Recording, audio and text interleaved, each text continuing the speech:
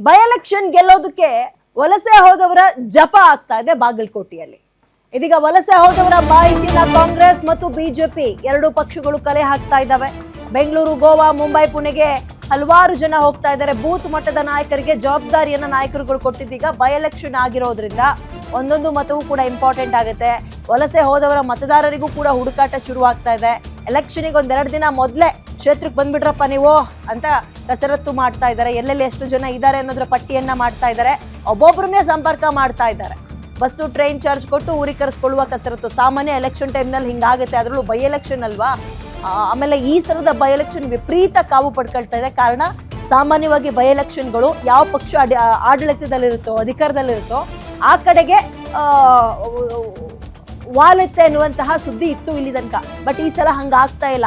ಯಾವುದನ್ನ ಹೆಂಗೆ ಅಂತ ಊಹೆ ಮಾಡೋಕ್ಕೂ ಸಾಧ್ಯ ಇಲ್ಲ. ಬಾಗಲಕೋಟೆಯಲ್ಲಿ ಒಂದು ರೀತಿಯ ಸಮಸ್ಯೆ, ದಾವಣಗೆರೆಯಲ್ಲಿ ಇನ್ನೊಂದು ರೀತಿಯ ತಿಕ್ಕಾಟಗಳಿದೆ. ಇದರ ನಡುವೆ ಇವ್ರು ಏನ್ ಮಾಡ್ತಾರೆ ಅಂದ್ರೆ, ಈಗ ಎಕ್ಸಾಂಪಲ್ ಹೇಳ್ತೀನಿ, ದಾವಣಗೆರೆ ಅಥವಾ ಬಾಗಲಕೋಟೆಯಿಂದ ಕೆಲಸ ಹುಡ್ಕೊಂಡು ಬೆಂಗಳೂರಿಗೆ ಬಂದಿರ್ತಾರೆ ಅಂದ್ಕೊಳ್ಳಿ. ಅವ್ರ ಮನೆಯವ್ರಿಗೆ ಫೋನ್ ಮಾಡಿ ಎಲ್ಲಿದ್ದಾರೆ ನಿಮ್ಮ ಮಕ್ಕಳು ಅಂತ ಕೇಳಿದಾಗ ನಂಬರ್ ತಗೊಳ್ತಾರೆ. ಫೋನ್ ಮಾಡಿ ನಾವು ಇಂಥವ್ರ ಕಡೆಯವರು, ಇಂಥ ಪಕ್ಷದವರು ಬರ್ಬೇಕಣಪ್ಪ ಟಿಕೆಟಿಗೆ, ಅಲ್ಲ ಓಟ್ ಹಾಕಕ್ಕೆ ಟಿಕೆಟ್ ನಾವೇ ಬುಕ್ ಮಾಡ್ಕೊಡ್ತೀವಿ, ಬೇಕಾದ್ರೆ ಐರಾವತ ಬಸ್ ಬುಕ್ ಮಾಡಿಬಿಡ್ತಾರೆ. ಅವರು ಟ್ರೈನ್ ಇದ್ರು ಬಸ್ಸಲ್ಲಿ ಬಂದ್ಬಿಡಿ ಅಂದ್ಬಿಡ್ತಾರೆ. ಚಾರ್ಜ್ ಗೀರ್ಜ್ ಇವರೇ ಕೊಡ್ತಾರೆ, ಇಲ್ಲ ಬಸ್ ಟಿಕೆಟು ಬುಕ್ ಮಾಡ್ಕೊಡ್ತಾರೆ. ಅಂದ್ರೆ ಏನಕ್ಕೆ ಮಾಡ್ಕೊಡ್ತಾರೆ ಅಂದ್ರೆ, ಬಂದು ನೀವು ಓಟ್ ಹಾಕ್ಲೇಬೇಕು ಅಂತಲ್ಲ, ನೀವು ಬಂದು ನಮಗೆ ಓಟ್ ಹಾಕಬೇಕು ಅಂತ. ನಿಮ್ಮ ಮತದಾನವನ್ನ ಚಲಾಯಿಸಿ ನೀವು, ಬಟ್ ನಮಗೆ ಹಾಕಬೇಕು ಅದು ಅಂತ. ಸಾಮಾನ್ಯ ಇದು. ಓಕೆ,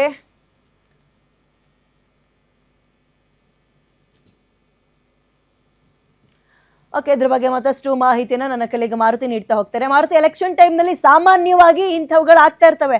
ಊರ್ ಬಿಟ್ಟು ಕೆಲ್ಸಕ್ಕೆ ಬೇರೆ ಕಡೆಗೆ ಬಂದಿರೋರ್ಗೆ ನಂಬರ್ ತಗೊಂಡು ಪರ್ಟಿಕ್ಯುಲರ್ ಆಗಿ ಕಾಲ್ ಮಾಡ್ತಾರೆ. ಎಲ್ಲಿದ್ಯಪ್ಪ, ಹೆಂಗಿದ್ಯಪ್ಪ, ಬಾರಪ್ಪ ಊರಿಗೆ ಓಟ್ ಹಾಕಪ್ಪ, ಟಿಕೆಟ್ ನಾವು ಬುಕ್ ಮಾಡ್ಕೊಡ್ತೀವಪ್ಪ ಅಂತ.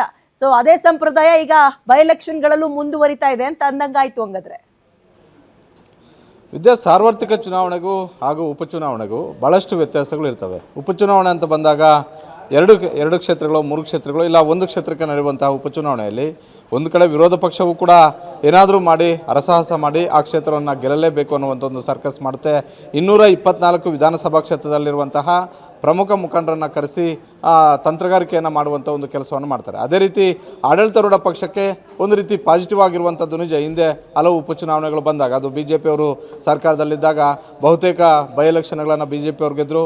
ಕಾಂಗ್ರೆಸ್ ಅವರು 13ರಲ್ಲಿ ಸರ್ಕಾರದಲ್ಲಿದ್ದಾಗ ಆ ಅವಧಿಯಲ್ಲಿ ಬಂದಂತಹ ಹಲವು ಬೈ ಎಲೆಕ್ಷನ್ಗಳಲ್ಲಿ ಕಾಂಗ್ರೆಸ್ ಅವರ ಗೆದ್ದಿದ್ದನ್ನು ನಾವು ನೋಡಿದ್ದೀವಿ. ಈ ಬಾರಿ ದಾವಣಗೆರೆ ಮತ್ತು ಬಾಗಲಕೋಟೆಯಲ್ಲಿ ಮೊದಲಿಂದಲೂ ಕೂಡ ಒಂದಷ್ಟು ವ್ಯತ್ಯಾಸಗಳು ಇರುವಂಥದ್ದು ನಿಜ. ದಾವಣಗೆರೆಯಲ್ಲಿ ಟಿಕೆಟ್ ವಿಚಾರಕ್ಕೆ BJPಯಲ್ಲೂ ಸಮಸ್ಯೆಗಳಿದ್ವು, ಕಾಂಗ್ರೆಸ್ಸಲ್ಲೂ ಕೂಡ ಸಮಸ್ಯೆಗಳಿದ್ವು. ಆದರೆ BJPಯಲ್ಲಿ ಆ ಸಮಸ್ಯೆಗೆ ಪರಿಹಾರ ಬೇಗ ಕಂಡುಕೊಂಡ್ರು. ಆದರೆ ಕಾಂಗ್ರೆಸ್ಸಲ್ಲಿ ಅದು ಇನ್ನೂ ಕೂಡ ಮುಂದುವರಿತಾ ಇದೆ ಅನ್ನುವಂತಹ ಒಂದು ಚರ್ಚೆಗಳು ಇರುವಂಥದ್ದು. ಮತ್ತೊಂದು ಕಡೆ ಬಾಗಲಕೋಟೆಯಲ್ಲಿ ಟಿಕೆಟ್ ವಿಚಾರಕ್ಕೆ ಸಂಬಂಧಪಟ್ಟಂತೆ ಕಾಂಗ್ರೆಸ್ಸಲ್ಲಿ ಅಪಸ್ವರ, ಅಸಮಾಧಾನ ಇದ್ದರೂ ಕೂಡ ಒಂದೇ ದಿನದಲ್ಲಿ ಆ ಸಮಸ್ಯೆಯನ್ನು ಬಗೆಹರಿಸುವಂಥ ಒಂದು ಕೆಲಸ ಸಿದ್ದರಾಮಯ್ಯ ಮತ್ತು DK ಶಿವಕುಮಾರ್ ಅವರು ಮಾಡಿದ್ರು. ಹೀಗಾಗಿ ಎರಡೂ ಕ್ಷೇತ್ರಗಳಲ್ಲೂ ಕೂಡ ಎರಡೂ ಪಾರ್ಟಿಗಳ ನಡುವೆ ಟಫ್ ಫೈಟ್ ಇರುವಂಥದ್ದು ನಿಜ. ಕೊನೆ ಕ್ಷಣದಲ್ಲಿ ಏನೆಲ್ಲ ಕಸರತ್ತುಗಳನ್ನು ಮಾಡಿ ಗೆಲುವಿನ ದಡ ಸೇರಬೇಕು ಅನ್ನುವಂಥ ಒಂದು ಲೆಕ್ಕಾಚಾರವನ್ನು ಆಗ್ತಾ ಇರುವಂಥದ್ದು ನಿಜ. ಹೀಗಾಗಿ 224 ವಿಧಾನಸಭಾ ಕ್ಷೇತ್ರಗಳ ಮುಖಂಡರುಗಳು ಎರಡೂ ಪಕ್ಷಗಳಿಂದ ಈ ಎರಡೂ ಕ್ಷೇತ್ರದಲ್ಲಿ ಕೆಲಸ ಮಾಡ್ತಾ ಇದ್ದಾರೆ. ಏನೆಲ್ಲ ಕಸರತ್ತನ್ನು ಮಾಡಿದ್ರೆ ನಾವು ಗೆಲುವು ಕಾಣಬಹುದು ಅನ್ನುವಂಥ ಒಂದು ಲೆಕ್ಕಾಚಾರವನ್ನು ಆಗ್ತಿರೋದ್ರಿಂದ ಕೊನೆ ಕ್ಷಣದ ಒಂದು ಲೆಕ್ಕಾಚಾರ ಏನು ಅಂತ ಹೇಳಿದ್ರೆ, ಬಾಗಲಕೋಟೆಯೋ ದಾವಣಗೆರೆಯೋ ಇಲ್ಲಿಂದ ಬೇರೆ ಕಡೆ ಹೋಗಿ ಕೆಲಸ ಅರಿಸಿ ಹೋಗಿ ಅಲ್ಲಿರುವಂಥವ್ರನ್ನ, ಅದು ಬೆಂಗಳೂರು ಆಗಿರ್ಬೋದು, ಮುಂಬೈ ಆಗಿರ್ಬೋದು, ಹೈದರಾಬಾದ್ ಆಗಿರ್ಬೋದು, ಗೋವಾ ಆಗಿರ್ಬೋದು, ಪುಣೆ ಆಗಿರ್ಬೋದು, ಇಲ್ಲಿರುವಂಥವ್ರನ್ನು ಕರೆಸಿ ಮತದಾನ ಮಾಡಬೇಕು ಅನ್ನುವಂತಹ ಒಂದು ಲೆಕ್ಕಾಚಾರಗಳು ನಡೀತಾ ಇರುವಂಥದ್ದು. ಹೀಗಾಗಿ ಹೊರಗಡೆ ಇರುವಂಥವರು ವಿಧಾನಸಭಾ ಚುನಾವಣೆಗೆ, ಉಪಚುನಾವಣೆಗೆ ಬರಬೇಕು ಅಂತ ಹೇಳಿದ್ರೆ ಸಹಜವಾಗಿ ಅವರನ್ನು ಸೆಳೆಯುವಂತಹ, ಅವರನ್ನು ಕರೆಸುವಂಥ ಒಂದು ಕೆಲಸ ಅವರ ನಂಟರ ಮೂಲಕವೋ, ಅವರ ಸಂಬಂಧಿಕರ ಮೂಲಕ, ಇಲ್ಲ ಯಾರಾದರೂ ಮುಖಂಡರಿಗೆ ಗೊತ್ತಿರುವವರ ಮೂಲಕವನ್ನು ಸಂಪರ್ಕ ಮಾಡ್ತಾರೆ.